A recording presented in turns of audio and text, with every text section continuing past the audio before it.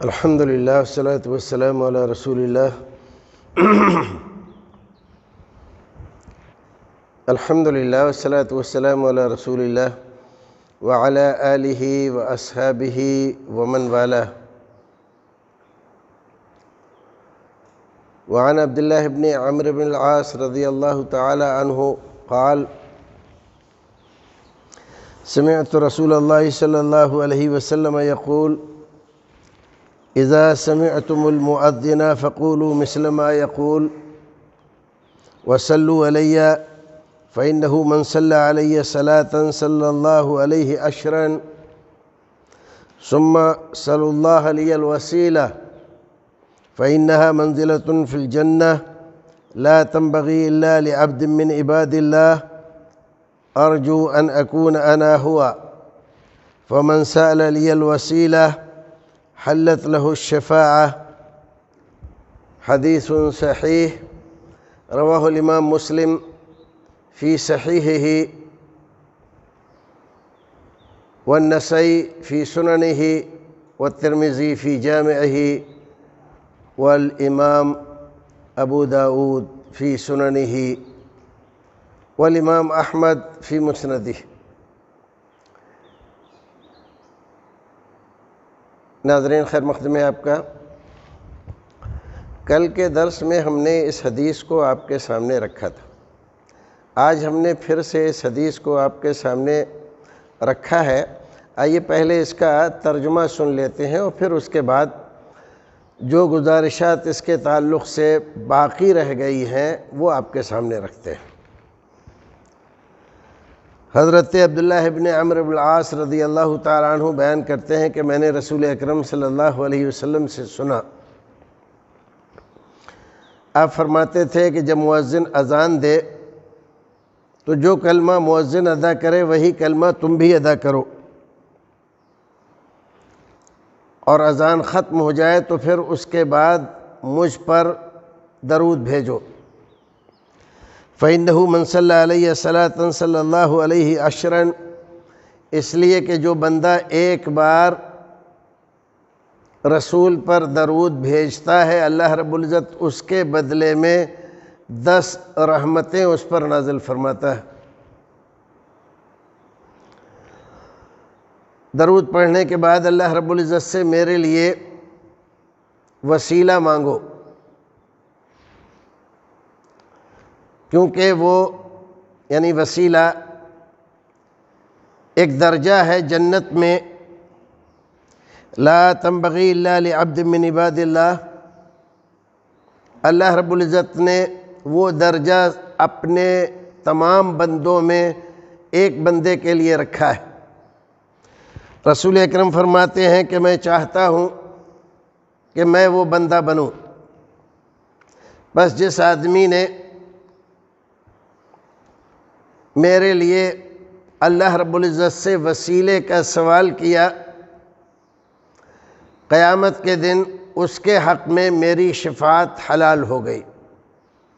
یہ حدیث ہے جس کو امام مسلم نے، امام ابو داود نے، امام نسائی نے، امام ترمذی نے، امام احمد بن حنبل رحمۃ اللہ علیہ نے اپنی اپنی حدیث کی مشہور کتابوں میں نقل کیا ہے. دیگر محدثین کرام نے بھی اس حدیث کو اپنی اپنی کتابوں میں نقل فرمایا ہے. ہم نے اس حدیث کی تشریح میں آپ کو کل کے درس میں کئی باتیں بتلائی تھیں، جن میں کچھ باتیں اور تنگی وقت کی وجہ سے رہ گئی تھیں. آج ان کو آپ کے سامنے رکھتے ہیں. سب سے پہلے ہم غور کرتے ہیں اس بات پر کہ رسول اکرم صلی اللہ علیہ وسلم نے اذان کے سلسلے میں ہمیں ہدایت کیا دی ہے. ہمیں ہدایت یہ دی ہے کہ جب مؤذن اذان کہے تو ہم مؤذن کے ساتھ ان کلمات کو دہراتے رہیں.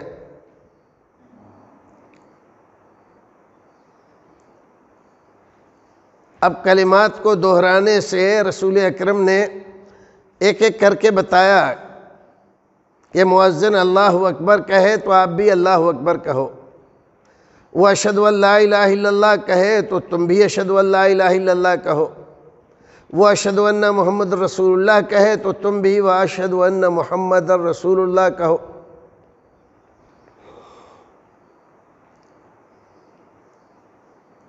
تو حکم رسول اکرم صلی اللہ علیہ وسلم کا کیا ہے کہ جو کلمہ مؤذن نے ادا کیا وہ کلمہ سننے والا بھی ادا کرے۔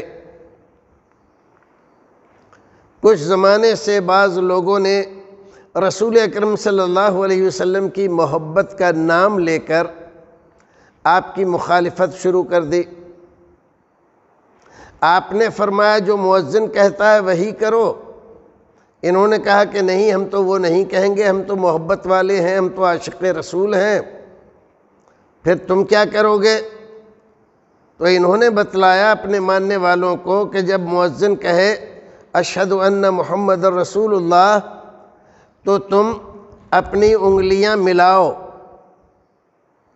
اور ان کو چومو، پھر اس کے بعد اپنی آنکھوں پہ رکھو اور پھر کہو قرۃ عینی بک یا رسول اللہ۔ رسول کیا فرما رہے ہیں کہ جو مؤذن کہے وہی تم کہو۔ یہ ہمارے بھائی لوگ کیا کہہ رہے ہیں کہ ہم تو وہ نہیں کہیں گے، پھر تم کیا کہو گے؟ ہم کہیں گے قرۃ عینی بک یا رسول اللہ۔ ایک صحیح ترین حدیث کے مقابلے میں ایک ایسی چیز جس کو کچھ لوگوں نے اپنے طور پر، کچھ خوابوں کی بنیاد پر، کچھ بشارات کی بنیاد پر ایک گری پڑی بات لے کر اور رسول اکرم کی مخالفت کر کے نیا طریقہ ایجاد کر لیا۔ اب جو آدمی ایسا نہیں کرتا ہے اس کو کہتے ہیں یہ گستاخ رسول ہے، انہیں رسول سے محبت نہیں ہے، یہ رسول کو مانتے نہیں، یہ رسول سے نفرت کرتے ہیں۔ جو بیچارے عوام ہیں جنہیں ان مسائل کا کوئی پتہ نہیں، کچھ لینا دینا نہیں،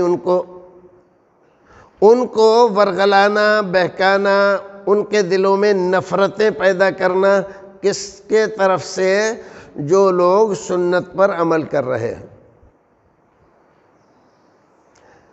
صحیح حدیث میں رسول اکرم نے یہ فرمایا کہ جو مؤذن کہے وہی کہنا ہے۔ مؤذن نے کہا اشہد ان محمد رسول اللہ تو سننے والے نے کہا اشہد ان محمد رسول اللہ۔ یہ کہہ رہے نہیں قرۃ عینی بک یا رسول اللہ کہنا ہے۔ رسول کی مخالفت آپ کی حدیث کے مقابلے میں ایک من گھڑنت بات کو پیدا کرنا، کھڑا کرنا اور اس کو محبت اور عشق کا طریقہ بتانا، آپ اندازہ لگائیے کہ یہ کتنا بڑا فراڈ ہے دین کے ساتھ اور بیچارے عوام کے ساتھ، جو نہیں جانتے کہ یہ چیز جو ہم سے کرائی جا رہی ہے یہ رسول نے بتائی ہے یا نہیں بتائی ہے۔ جب پوچھا گیا کہ بھئی ان انگلیوں کا یا انگوٹھوں کا چومنا کہاں سے نکالا؟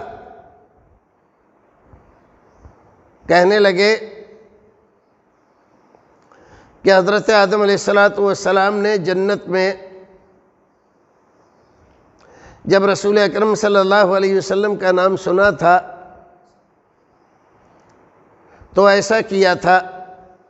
بعض لوگوں نے کہا نہیں، حضرت آدم نے اللہ تعالیٰ سے عرض کیا، جب عرش پر کلمہ لکھا ہوا دیکھا لا الہ الا اللہ محمد رسول اللہ، تو پوچھا اے اللہ یہ محمد کون ہے جس کا نام تو نے اپنے ساتھ عرش پر لکھ رکھا ہے؟ تو اللہ تعالیٰ نے کہا کہ یہ تمہاری اولاد میں سے ایک ہمارا پیارا اور محبوب بندہ ہے۔ حضرت آدم نے کہا اے اللہ میں چاہتا ہوں اس کو دیکھوں۔ ابھی تو اور کوئی پیدا ہی نہیں ہوا تھا۔ اب حضرت آدم علیہ السلام اللہ تعالیٰ سے کہہ رہے ہیں کہ میں محمد کو دیکھنا چاہتا ہوں۔ کہا اچھا ایسا کرو، اپنے انگوٹھوں میں دیکھو۔ انگوٹھوں میں دیکھا تو اس میں رسول اکرم صلی اللہ علیہ وسلم کی صورت، شبیہ آپ کی شکل اور آپ کا فوٹو ان کو نظر آیا۔ جب ان انگوٹھوں کے ناخن میں رسول اکرم کی شکل نظر آئی تو انہوں نے اس کو لے کر چوما اور آنکھ سے لگایا۔ تو ہم بھی ایسا کرتے ہیں۔ اب سب سے پہلی بات تو یہ ہے کہ حضرت آدم علیہ السلام کے تعلق سے یہ جو بات کہی گئی بالکل من گھڑنت اور جعلی ہے۔ دوسری بات، اگر مان لو ایسا ہوا تھا تو حضرت آدم علیہ السلام کے انگوٹھوں میں تو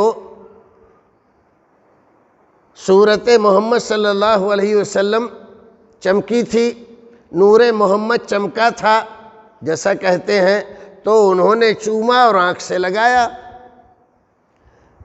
آپ کے انگوٹھوں میں کیا چمک رہا ہے؟ آپ کس بنیاد پر اس کو لگا رہے ہیں اور چوم رہے ہیں؟ حضرت آدم نے تو دیکھا، محمد صلی اللہ علیہ وسلم کا نور کا ہو یا محمد صلی اللہ علیہ وسلم کی تصویر کا ہو، تو انہوں نے چوما اور آنکھ سے لگایا۔ آپ کے انگوٹھوں میں دکھائی دے رہا ہے کیا کبھی؟ یا اذان ہوتی ہے تو دکھائی دیتا ہے؟ نہیں دیتا، تو آپ کس وجہ سے چوم رہے ہو؟ یہ انگوٹھے کس کے ہیں؟ آپ کے۔ ہونٹ کس کے ہیں؟ آپ کے۔ آنکھیں کس کی ہیں؟ آپ کی۔ آپ نے اپنے ہی انگوٹھے اپنے ہونٹوں سے چومے، اپنی آنکھوں پہ لگائے۔ اس سے رسول اکرم کی محبت کا کیا تعلق ہوا؟ انگوٹھے آپ کے چوم آپ رہے ہو، آنکھوں پہ اپنی لگا رہے ہو، اس سے محمد صلی اللہ علیہ وسلم کی محبت کا کیا تعلق ہے؟ ایک بالکل بے سروپا بات، غیر معقول بات لوگوں کو بتائی گئی، اور لوگ تو ایسے ہی ہیں، محبت اور عقیدت کی بنیاد پر خاص طور سے ہندوستانی مسلمانوں سے آپ جو چاہو وہ کروا لو،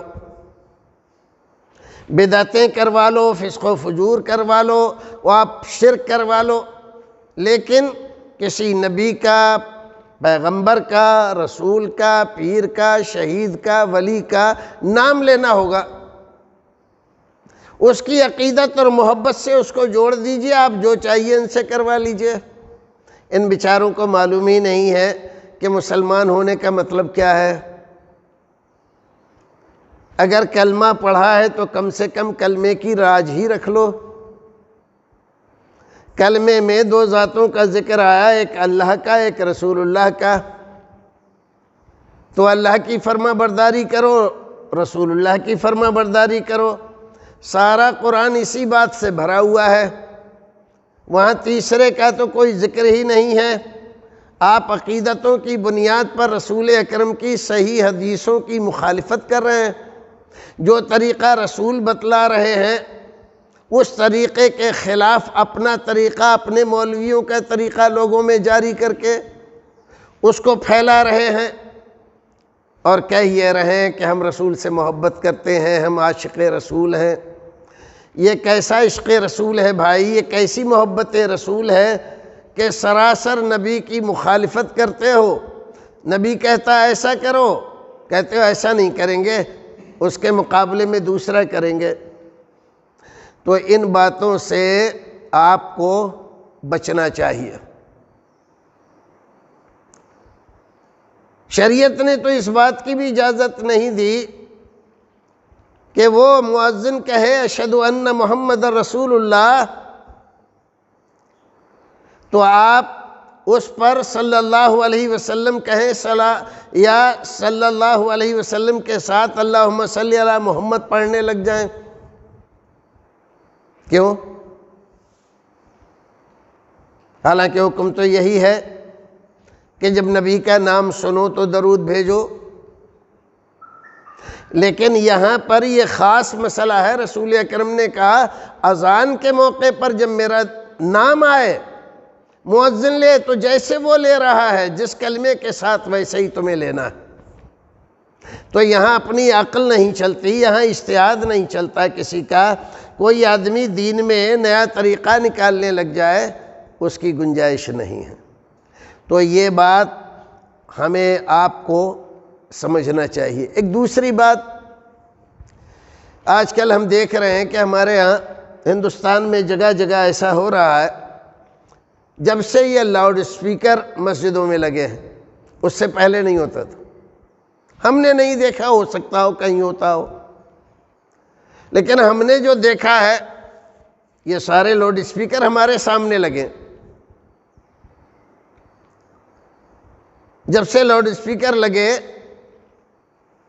تو لوگوں نے کیا کیا، اذان دینے سے پہلے مؤذن نے درود و سلام شروع کر دیا۔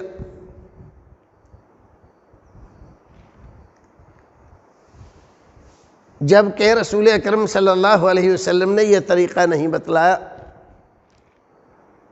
رسول اکرم صلی اللہ علیہ وسلم کی ساری زندگی جب سے اذان اللہ تعالیٰ نے امت محمدیہ کو دی، حضرت بلال رسول اکرم کے سامنے اذان دیتے رہے، لیکن حضرت بلال رضی اللہ تعالیٰ عنہ کبھی اذان سے پہلے درود و سلام نہیں پڑھتے تھے۔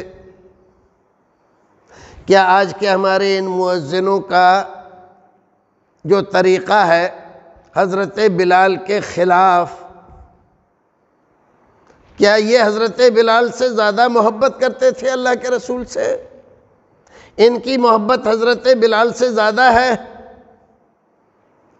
کیا یہ حضرت بلال سے زیادہ رسول اکرم کے فرامین کو جانتے ہیں؟ درود و سلام کی فضیلتوں کو حضرت بلال سے زیادہ جانتے ہیں، جنہوں نے اپنی ساری زندگی محبت رسول میں گزار دی اور وہ اذیتیں برداشت کیں جس کا تصور ہم نہیں کر سکتے۔ ایسے پیارے صحابی کا طریقہ ساری زندگی کا، جس کو رسول اکرم نے بار بار اور اپنی زندگی تک دیکھا، اور کبھی یہ نہیں کہا کہ اذان سے پہلے درود پڑھا کرو، بلکہ درود کا مقام بتلایا کہ جب اذان ختم ہو جائے تو درود پڑھو۔ یہاں بھی ہم نے رسول اکرم کی حضرت بلال کی مخالفت کرتے ہوئے درود کو اذان سے پہلے کر دیا۔ رسول اپنی صحیح حدیث میں بتلا رہے ہیں کہ درود کب پڑھنا ہے آپ کو؟ اذان ختم ہو جانے کے بعد۔ لیکن ہم کیا کر رہے ہیں؟ درود پہلے ہی پڑھ رہے ہیں۔ تو آخر ہوا کیا ہے؟ ہمیں رسول کا طریقہ ہمیں اچھا نہیں لگ رہا، اور غیروں کا طریقہ جو لوگوں نے، مولویوں نے اپنے طور پر نکالا ہے، اس پر ہمارا سارا زور ہو رہا ہے۔ یہ بات بھی ٹھیک نہیں ہے۔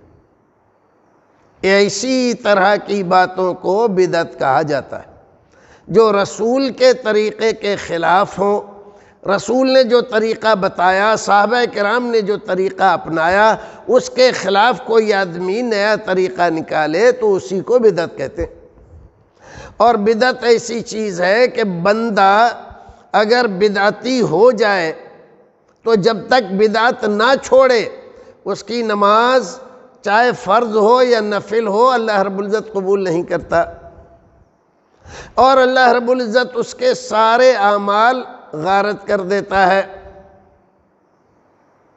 رسول کی مخالفت اتنا بڑا جرم ہے اللہ رب العزت کے نزدیک کہ دنیا میں فتنے اور عذاب علیم کی اللہ رب العزت نے خبر دی ہے کہ جو میرے رسول کی مخالفت کرے گا، جو قوم، جو لوگ تو میں انہیں فتنے میں مبتلا کر دوں گا اور عذاب علیم، دردناک عذاب میں گرفتار کروں گا۔ آج اکثریت ہماری اسی طرح کی ہو رہی ہے، تو جو کچھ ہمارے اوپر تکلیفیں پریشانیاں آ رہی ہیں اس میں بہت بڑا دخل اس بات کا بھی ہے کہ ہم رسول کی مخالفت دھڑلے سے کر رہے ہیں اور اس کا نام ہم نے محبت رکھ دیا ہے۔ ایک تیسری بات اس حدیث سے متعلق، اس حدیث میں ذکر آیا ہے ثم صلو اللہ لی الوسیلہ، درود پڑھنے کے بعد اللہ رب العزت سے میرے لیے وسیلہ مانگو، وسیلے کا سوال کرو اللہ رب العزت سے کہ اے اللہ ہمارے نبی کو وسیلہ عطا فرما۔ یہ دعا کون سی ہے؟ جو ہم جانتے ہیں اذان کے بعد کی دعا، اللہم رب ھذہ الدعوۃ التامہ والصلاۃ القائمہ آتی محمدا الوسیلۃ والفضیلہ۔ تو یہ ہم مانگ رہے ہیں اللہ رب العزت سے، اے اللہ ہمارے نبی کو وسیلہ عطا فرما دے، فضیلہ عطا فرما دے۔ اب ہمارے بھائی لوگ وسیلے کے تعلق سے لوگوں کو گمراہ کر رہے ہیں اس طرح سے کہ نبی کا وسیلہ پکڑو، نبی کے وسیلے سے دعائیں مانگو، جبکہ یہاں رسول اکرم صاف صاف فرما رہے ہیں اللہ رب العزت سے میرے لیے وسیلہ مانگو، میرے وسیلے سے اللہ سے مانگو، یہ نہیں کہہ رہے ہیں۔ دونوں باتوں میں بہت بڑا فرق ہے۔ یہ فرما رہے ہیں اللہ رب العزت سے میرے لیے وسیلہ مانگو۔ اب سوال ہوتا ہے کہ وسیلہ ہے کیا؟ تو رسول اکرم اسی حدیث میں، صحیح حدیث ہے مسلم شریف کی، ابو داؤد، نسائی، ترمذی اور مسند احمد کی، فرماتے ہیں کہ وسیلہ جنت میں ایک بلند مقام اور درجے کا نام ہے، اور یہ مقام اللہ رب العزت نے سارے انسانوں میں صرف ایک انسان کے لیے رکھا ہے۔ میں چاہتا ہوں کہ وہ مقام مجھے ملے، وہ درجہ مجھے ملے، اس لیے آپ نے اپنی امت سے کہا کہ اللہ رب العزت سے سوال کرو کہ وسیلہ ہمارے نبی کو عطا فرما دے۔ تم رسول اکرم سے وسیلے کا تصور پیدا کر کے آپ سے مانگ رہے ہو، آپ کے وسیلے سے مانگ رہے ہو۔ بات کچھ کہہ رہے ہیں رسول اکرم، یہاں بتا دی کچھ اور لوگوں کو، کہہ رہے ہیں بغیر وسیلے کے تو کچھ ہوتا نہیں، بغیر وسیلے کے تمہاری دعائیں کیسے اللہ تک جائیں گی؟ کیوں؟ اس لیے کہ تم گنہگار ہو، خطا کار ہو، معصیت کار ہو۔ اور اس بات کو بالکل بھلا دیا کہ اللہ رب العزت نے قرآن میں کیا کہا ہے، اس بات کو بالکل بھلا دیا کہ ہمارے رسول نے ہمیں کیا طریقہ بتلایا ہے۔ قرآن نے کہا وَقُلْ يَا عِبَادِ الَّذِينَ أَسْرَفُوا عَلَىٰ أَنفُسِهِمْ لَا تَقْنَطُوا مِن رَحْمَتِ اللَّهِ۔ اے پیارے نبی، آپ میرے بندوں سے کہہ دیجئے اللہ کی رحمت سے نا امید نہ ہو۔ ان اللہ یغفر الذنوب جمیعا، اللہ سارے گناہ معاف کر دے گا۔ کس سے کہہ رہا ہے؟ تہجد گزاروں سے نہیں، پرہیزگاروں سے نہیں، متقیوں سے نہیں، حاجی، نمازی اور مفتی اور اماموں سے نہیں، گنہگار بندوں سے۔ میرے گنہگار بندوں تک میرا یہ پیغام پہنچا دو اے نبی کہ اللہ رب العزت سارے گناہ معاف کر دے گا، اللہ سے دعا مانگو۔ اللہ تعالیٰ قرآن میں کہتا ہے ادعونی استجب لکم، ادعونی، اے بندو مجھ سے مانگو، استجب لکم، میں تمہاری دعائیں قبول کروں گا۔ اللہ تعالیٰ نے تو کہیں نہیں کہا کہ وہ نہیں سنتا ہے غریبوں کی، مسکینوں کی، گنہگاروں کی، خطا کاروں کی؟ وہ تو یہ کہہ رہا ہے میں گنہگاروں کی سنتا ہوں، خطا کاروں کی سنتا ہوں، میں غفور الرحیم ہوں، میں بخشش کرنے والا ہوں۔ جب وہ بخشش والا ہے، غفور ہے، بخشنے والا ہے، گناہوں پر وہ بندے کو جب دیکھتا ہے کہ وہ عاجزی اور انکساری کے ساتھ بخشش مانگ رہا ہے تو بخشش دے دیتا ہے۔ ترمذی شریف کی حدیث میں رسول اکرم صلی اللہ علیہ وسلم فرماتے ہیں، حدیث قدسی ہے، اللہ تعالیٰ کہتا ہے یا عبادی، اے میرے بندو۔ کون بندو؟ گنہگار بندو۔ یا عبدی، اے میرے بندے، لو اتیتنی بقراب الارض خطایا ولم تشرک بی، اگر قیامت میں تو میرے پاس اس حال میں آیا کہ تو نے دنیا میں گناہ ہی گناہ کیے اور اتنے گناہ کیے کہ ساری زمین بھر دی، لیکن ایک گناہ نہیں کیا، وہ کیا ہے؟ شرک نہیں کیا۔ باقی سارے گناہ کیے لیکن شرک نہیں کیا۔ اگر اس حال میں تو میرے پاس قیامت میں جب حساب کتاب ہو رہا ہو آئے کہ تو نے شرک نہیں کیا ہے زندگی میں کبھی، لا اتیتک بقرابها مغفرۃ ولا ابالی، تو تو جانتا ہے میں زمین بھر کے بخشش لے کر آؤں گا، تجھے بخش دوں گا، ولا ابالی، اور میں کسی کی پرواہ نہیں کرتا کہ کوئی مجھے ٹوکے گا، روکے گا، کہے گا اس کو معاف کر رہا ہے رب، اس نے تو اتنے گناہ کیے، دنیا بھر دی، مجھے کسی کی پرواہ نہیں ہے۔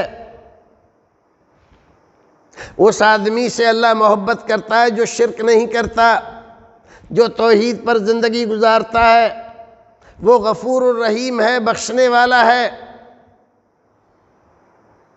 رسول اکرم صلی اللہ علیہ وسلم نے فرمایا کہ ایک آدمی نے 99 قتل کیے، مسئلہ پوچھنے گیا، ایک آدمی نے، صوفی تھا، اس نے اس کو محروم کر دیا، مایوس کر دیا کہ اللہ تجھے نہیں بخشے گا، تو اس نے اس کو بھی قتل کر دیا، 100 آدمیوں کو قتل کر دیا۔ پھر چاہتا ہے اللہ رب العزت اس کی توبہ قبول کر لے، اور پھر ایک عالم نے اس کو بتلایا فلاں بستی میں چلا جا، نیک لوگ رہتے ہیں، ان کے ساتھ رہے، اللہ تعالیٰ سے توبہ استغفار کر، اللہ بخش دے گا تجھے۔ جا رہا تھا، راستے میں وقت آخر ہو گیا، بخار آیا، وہیں پر گر گیا۔ گرنے کے بعد بھی اس کی طلب اتنی سچی تھی کہ پیٹ کے بل سرک کے اس بستی کی طرف جانے کی کوشش کی اس نے۔ فرشتے بھیجے اللہ رب العزت نے، جنت کے بھی جہنم کے بھی۔ جنت کے فرشتے کہتے ہیں اسے ہم لے جائیں گے، یہ توبہ کرنے جا رہا تھا۔ جہنم کی طرف سے جو فرشتے آئے وہ کہہ رہے ہیں کہ نہیں ہم لے جائیں گے، اس نے 100 آدمیوں کو قتل کیا ہے، بڑا گنہگار ہے۔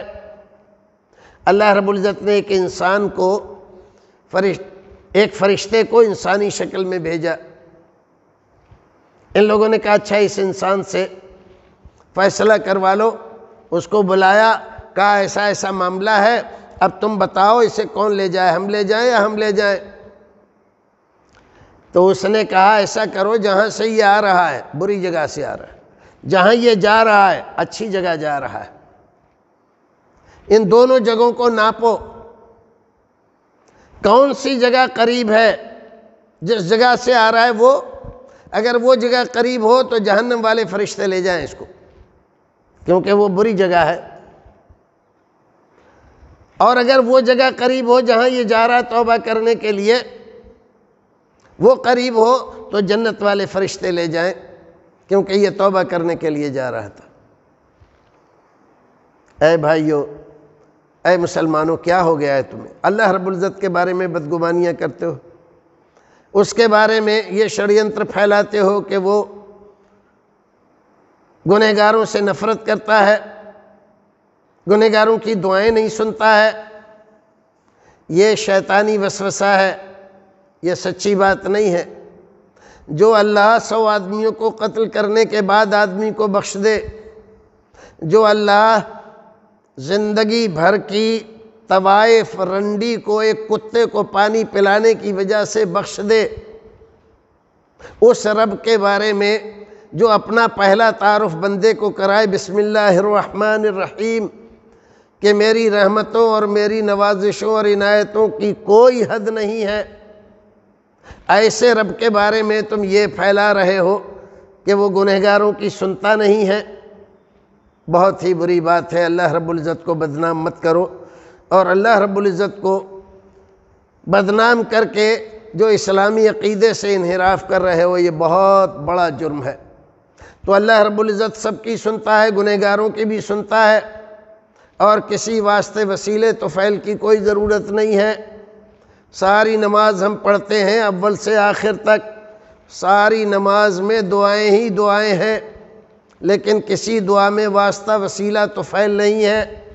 کیا ہماری نماز اللہ رب العزت تک پہنچتی ہے؟ نہیں پہنچتی۔ اللہ قبول کرتا ہے؟ نہیں کرتا ہے۔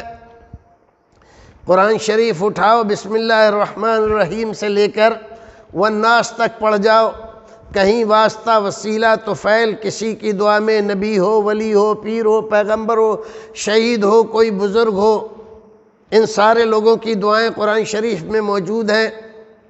کسی دعا کے اندر واسطہ وسیلہ طفیل ہے؟ قرآن کے خلاف، حدیث کے خلاف، نبی کے خلاف، صحابہ کرام کے خلاف، امامان دین کے خلاف، نئے نئے عقیدے نکال کر اور اللہ رب العزت کی شان میں گستاخی کر کے، اسلام سے لوگوں کو برگشتہ کر کے، بہکا کر، یہ سب جو کچھ کیا جا رہا ہے یہ ٹھیک نہیں ہے، یہ غلط بات ہے، اور وسیلے کا یہ مطلب نہیں۔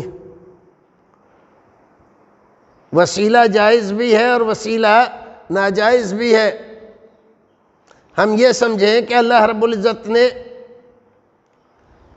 ہمیں قرآن دیا، ایمان دیا، سلامتی دی، اور ہمیں اسلام کی تعلیم دی، ہمیں جہنم سے بچایا، جنت ہمیں ملی، یہ سب کچھ نبی کے وسیلے سے ملی۔ نبی نہ آتے تو ایمان نہ ملتا، نبی نہ آتے تو قرآن نہ ملتا، نبی نہ آتے تو ہمیں جنت کا پتہ نہ چلتا، نبی نہ آتے تو ہم جہنم کے بارے میں نہ جانتے، نبی نہ آتے تو ہمیں یہ پتہ نہیں چلتا کہ اللہ کو کیا پسند ہے اور کیا پسند نہیں ہے۔ اللہ رب العزت کی طرف سے آنے والی چیز حضرت جبریل لے کر آئے، محمد صلی اللہ علیہ وسلم تک پہنچائی، آپ نے صحابہ کرام کو بتائی، صحابہ کرام نے تابعین کو، انہوں نے تبع تابعین کو، انہوں نے امامان دین کو، انہوں نے محدثین کو، اس طرح سے علماء کرام کے ذریعے ہوتا ہوا یہ سارا اسلام ہم تک آیا ہے۔ یہ سارے لوگ وسیلہ ہیں، ان میں سے ایک کڑی بیچ میں سے نکال دو گے تو صحیح اسلام کو سمجھنا ہمارے لیے دشوار ہو جائے گا۔ یہ وسیلہ صحیح ہے، اللہ رب العزت کی بات ہم نہیں سن سکتے ڈائریکٹ، اس کے لیے فرشتے اور نبی کا وسیلہ ضروری ہے۔ یہ سارا قرآن اللہ کی بات ہے، اس بات کو ہم نبی کے ذریعے سے جانتے اور سمجھتے ہیں، ہم تک پہنچا ہے۔ اب الٹا وسیلہ کرنا کہ ہماری بات اللہ رب العزت تک پہنچانے کے لیے نبیوں کا، ولیوں کا، پیروں کا، شہیدوں کا واسطہ پکڑو، یہ غلط وسیلہ ہے، یہ اللہ کی شان میں گستاخی ہے، یہ رسول اکرم صلی اللہ علیہ وسلم کی تعلیمات کے خلاف شڑینتر ہے۔ ہمیں ضرورت تھی وسیلے کی، کیونکہ ہم اللہ کی بات نہیں سن سکتے، اس لیے فرشتے، نبی، صحابہ، تابعی، تبع تابعی، امامان دین، محدثین، مجتہدین، ان تمام کی ضرورت پڑی، کیونکہ ہم کمزور تھے، 1400 سال بعد ہم پیدا ہوئے۔ کیا اللہ بھی کمزور ہے؟ اسے اپنے بندوں کا پتہ نہیں ہے کون بندہ کیا دعا کر رہا ہے، کیا اس کی ضرورت ہے، کیا مانگ رہا ہے؟ تم مسلمانوں کو یہ بتلا رہے ہو کہ تم گنہگار ہو، تمہاری دعا نہیں سنے گا، جبکہ اللہ تو وہ ہے جو پتھروں سے مانگنے والے، مورتیوں سے مانگنے والے، شجر و حجر سے مانگنے والے جو لوگ ہیں دنیا میں، ان کی بھی سنتا ہے، ان کو بھی بیٹا بیٹی دیتا ہے، روزی روٹی دیتا ہے، ان کی ساری ضرورتیں پوری کرتا ہے۔ یہ جتنے باغی ہیں اسلام کے، جو پتھروں کو پوج رہے ہیں، مورتیوں کو پوج رہے ہیں، ان کے جیکارے بول رہے ہیں، ان کو کون دیتا ہے؟ کھانے کو، پہننے کو، صحت و سلامتی، یہ ساری چیزیں کس نے دی ہیں ان کو؟ اسی نے دی ہیں۔ جو اتنے بڑے باغی ہیں، اللہ کو نہیں مانتے، رسول کو نہیں مانتے، اسلام کو گالیاں دیتے ہیں، ان کی باتیں تو سن رہا ہے اللہ رب العزت اور ان کو دے رہا ہے، اور تم کہہ رہے ہو کہ مسلمان کی بات اللہ رب العزت نہیں سنے گا جب تک واسطہ وسیلہ نہیں لگاؤ گے۔ کیسی اندھیر نگری مچا رکھی ہے لوگوں نے۔ تو یہ بات بالکل غلط ہے۔ وسیلہ ایک درجہ ہے، ایک مقام ہے، ایک مرتبہ ہے، جنت میں اللہ رب العزت نے رکھا ہے، ایک ہی انسان کو ملنے والا ہے۔ رسول اکرم چاہتے ہیں، ہمارے نبی چاہتے ہیں کہ وہ مجھے ملے، اس لیے ہم سے کہا کہ میرے لیے دعا کرو اللہ رب العزت سے۔ اس حدیث میں اس وسیلے کا ذکر ہے، وہ وسیلہ نہیں جو ہندوستانی مولویوں نے نکال رکھا ہے۔ اللہ رب العزت ہمیں اور آپ کو نیک عمل کرنے کی توفیق عطا فرمائے۔ جب تک دنیا میں رکھے ایمان و سلامتی کے ساتھ رکھے۔ بھائیو عزیزو، رسول اکرم نے جو کچھ فرمایا ہے وہی دین ہے، وہی اسلام ہے۔ اس کو اگر مگر کر کے، تعویل کر کے غلط ثابت کرنے کی کوشش کرنا، اپنے مولویوں کو صحیح ثابت کرنے کی کوشش کرنا، یہ بہت بڑا جرم ہے۔ انشاءاللہ کل پھر درس میں درود و سلام کے فضائل اور مسائل پر بات ہوگی۔ السلام علیکم ورحمۃ اللہ وبرکاتہ۔